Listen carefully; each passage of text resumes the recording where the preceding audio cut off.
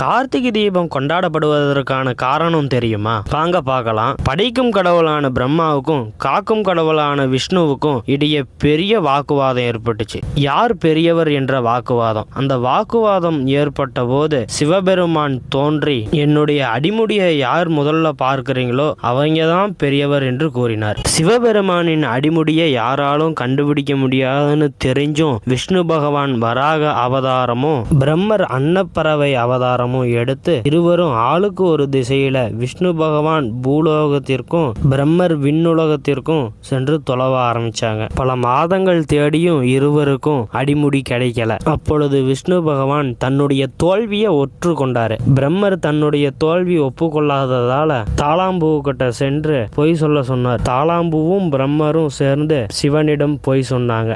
சிவபெருமான் பொய் சொல்றத அறிந்து பிரம்மருக்கு கோவில் இருந்து யாரும் வழிபடக்கூடாதுன்னு தாளாம்பூ எனக்கு வைத்து வழிபடக்கூடாதுன்னு சாபம் விட்டாரு. பிரம்மராலும் திருமானாலும் சிவனின் அடிமுடியை பார்க்க முடியாததால அவர்களுக்காக சிவன் ஜோதி பிளம்பாக காட்சியளித்தார். ஜோதியாக விளங்கிய சிவபெருமான மக்கள் அனைவரும் பார்த்து பரவசம் அடைய வேண்டும் என்று பிரம்மரும் விஷ்ணுவும் முறையிடவே சிவபெருமானின் பஞ்சபூத தலங்களில் ஒன்றாக திருவண்ணாமலையில ஜோதியாய் எழுந்தருளினார். இதனாலேயே கார்த்திகை மாதத்துல கார்த்திகை நட்சத்திர நாளான அன்றுதான் கார்த்திகை தீபம் கொண்டாடப்பட்டு வருகிறது இன்று வரை.